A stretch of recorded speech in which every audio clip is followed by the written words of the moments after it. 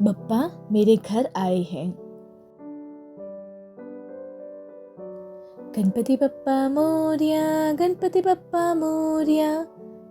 कानों तक जब ये वाणी गूंजा तो मन चाह बैठा, अगले साल इसी समय जब गणपति बप्पा आएंगे तो मैं उन्हें मेरे घर में भी ले आऊंगी। मन की वो तमन्ना उनकी कृपा से ही पूरा होता है और न जाने क्यों मेरे घर गणपति बप्पा को आने में इतना विलंब हुआ। अब सिर्फ 10 दिन बचे हैं उनके आगमन का, परंतु मेरे घर में उन्हें मैं कैसे ले आऊंगी ये नहीं समझ आ रहा। घर की परिस्थितियां कुछ ठीक नहीं हैं, पर बप्पा को घर में लाने की इच्छा अब भी है। ढोल ताशों से गणपति बप्पा मोरिया मोरिया, इससे पूरा शहर थरथरा रहा था और बारिशों से माहौल खिल उठा था। पेड़ पौधे पशु प्राणी सब उनके आगमन की तैयारी में जुट गया था और एक और मेरा दिल बेचैन हो रहा है। एक आशा उनकी चौकी को मलमल से सजाने का, उनको मोगरा चंपा रजनीगंधा के मालों का आभूषण पहनाने का, उनकी पसंदीदा भोजन मोदक स्वयं बनाकर हाथों से उन्हें खिलाने का और उनकी सेवा में मग्न हो जाने का। ये आशा का पूर्ण होना असंभव सा लग रहा है, परंतु आस्था और अटूट प्रेम काफी होता है कोई भी असंभव कार्य को संभव करने के लिए।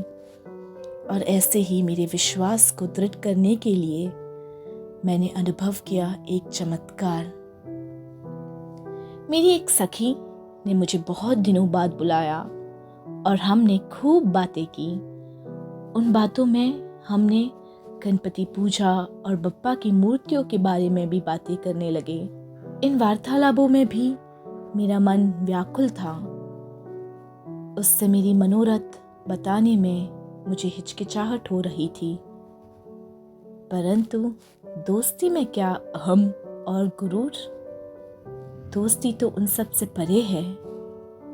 कह दिया मैंने उससे मेरी आशाएं और यूं पल भर में मैंने मेरे सपनों को हकीकत में बदलते हुए देखा।